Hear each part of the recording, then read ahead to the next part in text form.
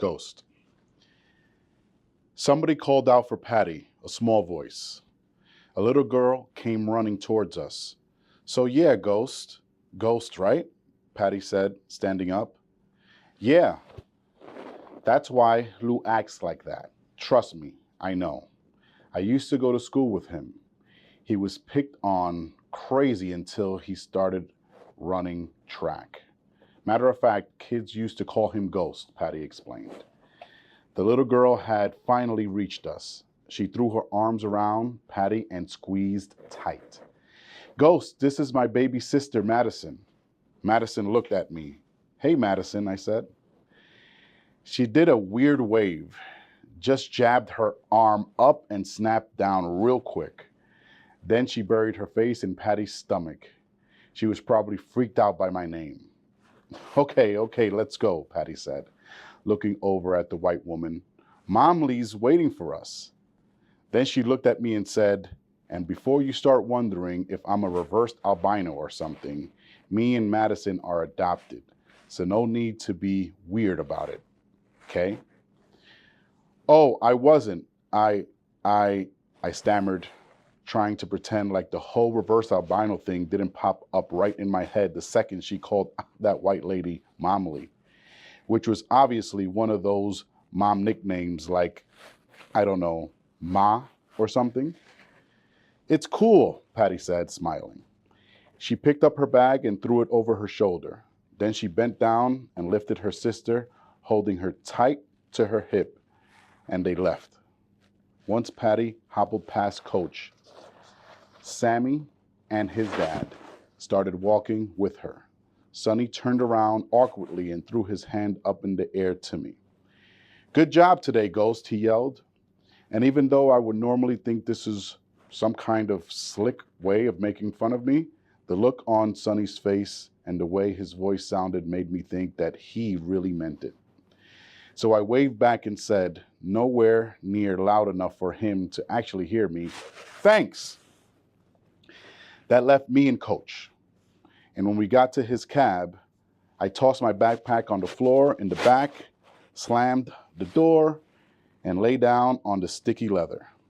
If you sit back there, I gotta treat you like a customer, kid, Coach said, starting the car. I didn't say nothing. Coach turned around in his seat and glared at me. Okay, then fine. I'm gonna run the meter. If you're gonna make me drive you home in silence, I might as well get paid for it. Still, nothing from me, not a word, nothing to say.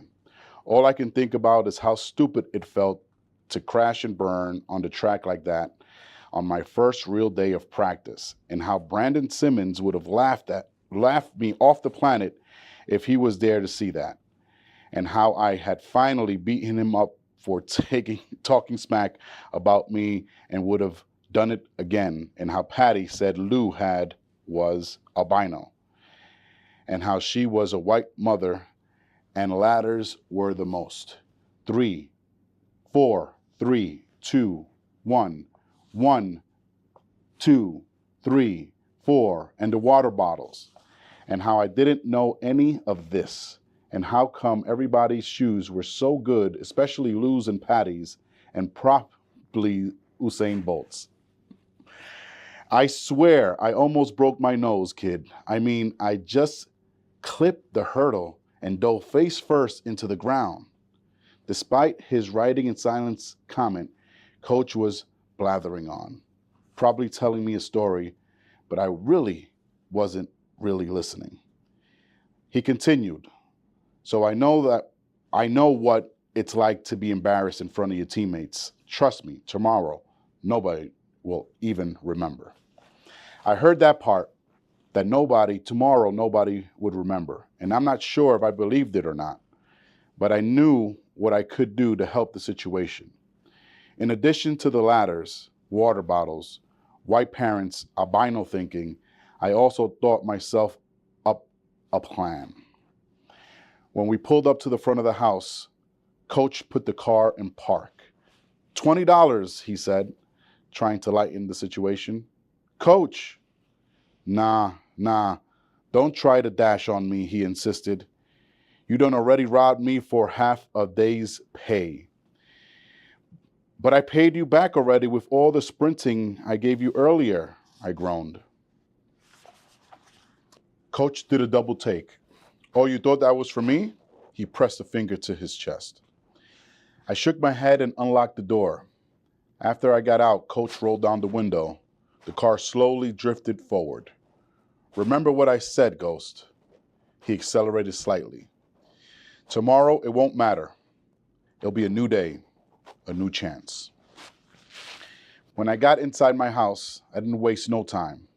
I knew what I needed to do. And I knew that I had to do it before my mother got home and made me eat dinner and watch some sappy flick with her while she procrastinated doing her homework.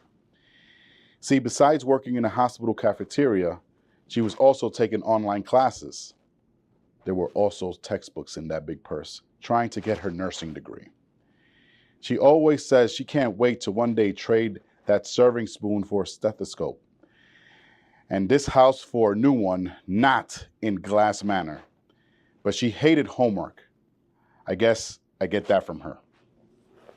I dropped my backpack on the couch and headed straight for the kitchen. The drawer next to the stove was where my mother kept the leftover duck sauce, soy sauce, chopsticks, menus, tapes, screwdrivers, but most importantly, all of her coupons, organized and paper clipped by product. Seemed like everybody was having a sale on ketchup, which was a good thing because ketchup always made cafeteria food taste better. Way better. Along with the coupons and all the other stuff were the scissors she used to cut those coupons. These weren't just regular scissors, though. Nope. These were hospital scissors. At least that's what my mom got them from, and they were big and shiny and heavy. Like if a doctor got to cut someone's arms off or something, he could use these bad boys and then snip, snip, bye-bye arm, which was why I knew they'd be perfect for what I needed them for. I grabbed the scissors and sat down on the kitchen floor, using one foot to press against the heel of the other. I pushed my sneakers off. I yanked the laces out of both, so the floppy tongues fell forward like drawbridges coming down out of a beat-up leather, no-name fortress. Because here's the truth. I was still so angry about what happened on the track, embarrassed. But there was so much noise inside of me, so much of everybody's laughing. So I started with the left shoe. I took those big scissors and began cutting and cutting, performing my own kind of surgery, and blades swang and slicing into the black leather until the high points of my high tops were gone. Chapter 5. World record for the most runaways in a single day. I wonder if doctors ever cut off someone's arm or leg and afterwards realized they made a huge mistake, like totally blew it. Because that's definitely how I felt about low topping my high tops, but not until I got to school the next day. It was cool with my new shoes when I first did it. Walked around the house totally hype about how much lighter they were, which would definitely help me out on the track. But when I heard my mom at the door, I took them off quick threw them into my room. I didn't really think that she would notice that I cut my shoes in half because she usually is so beat when she got home that she never noticed anything but the couch. I wanted to play it safe just in case she was in a bad mood and saw that I pretty much just threw half the money she paid for those sneakers in the trash, buried under styrofoam to-go containers, all streaky and stinky with brown gravy and French dressing. She probably would have flipped out and, knowing her, would have made me get the glue and needle and thread and stapler and some tape and made me try to fix them, all while giving me the speech about the value of the dollar. And it would have been worse than her yelling at me or punishing me. Shoot, maybe even worse than the latters. I was even still good with the shoes the next morning, which I was really happy about because a lot of the times when you sleep on something, your sleep, for some reason, causes your mind to change. I don't know why, but it does. But when I woke up the next morning, wrapped in my blankets and on that living room floor, I opened my bedroom door, peeked at my shoes as if they may have come to life in the middle of the night, and thankfully was still all night with them. Even after I got dressed and put them on, I wasn't too worried because my jeans came down long enough to cover the raggedy top and make them look regular. What wasn't okay, though, were my legs. They felt like they had been cut off my sleep, stuffed with dynamite and hot peppers, and then reattached. So even though my shoes were covered, I couldn't hide the fact that I was walking like a senior citizen zombie, which I feared would draw unnecessary attention to the last thing I needed. When I got to school, first I looked around for Brandon Simmons, but he was nowhere to be found. The only reason I was checking for him was because he could always sniff out some stuff like raggedy shoes or whatever. Not that he would have tried me 2 days in a row. If he did, he would have won because my legs were barely walking, but he wouldn't test me. Not after what happened at lunch. If anything, people might have been teasing him. But like I said, he wasn't around. Principal Marshall was around, though, and the first thing he said to me was that this better be an altercation-free day, followed by, and Mr. Simmons won't be joining us, he's suspended, which I have to say were the sweetest words I had heard in a while. I caught up with Dre in the hall for a few seconds. He assumed I was limping because of the fight, the battle wound.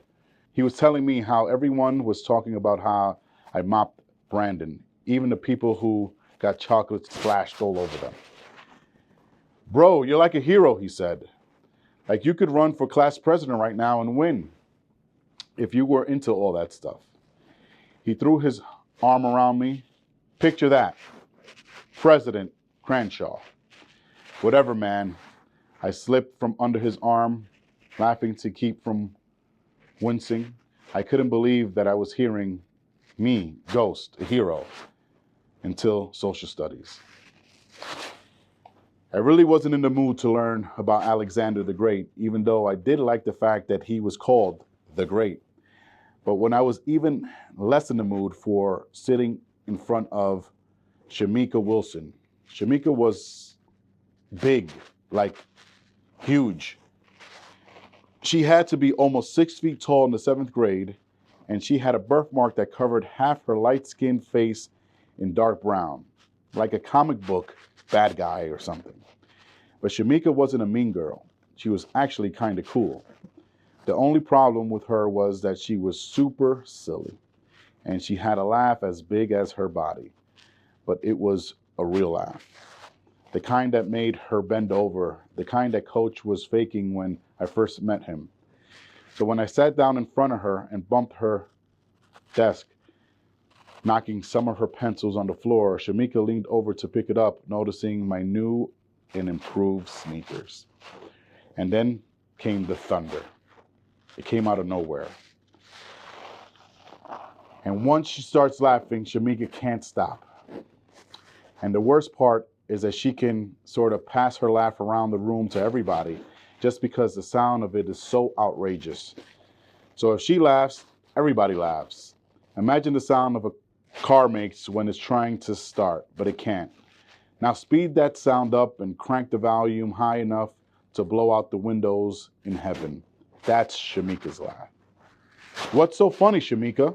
Mr. Harlow, the social studies teacher, asked, unamused. Would you come share it with the rest of the class? And that's pretty much when I started to panic.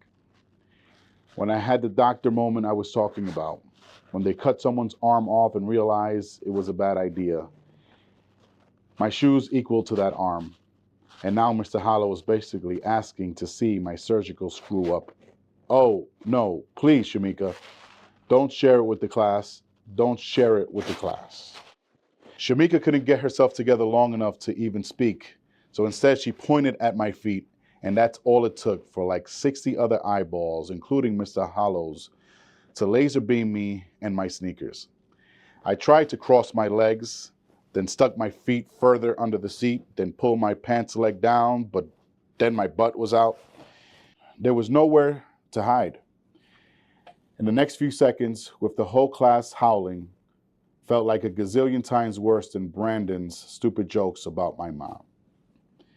Mr. Hollows finally shut it all down and went on about Alexander the Great, while I, Ghost the worst, stared at the pages in my textbook, the stupid black words on the stupid white page all blurring together as solid black lines. I was literally shaking with embarrassment, like my insides had turned into ice. Ice that was crackling. I wanted to break the desk or flip it over, scream, something, anything.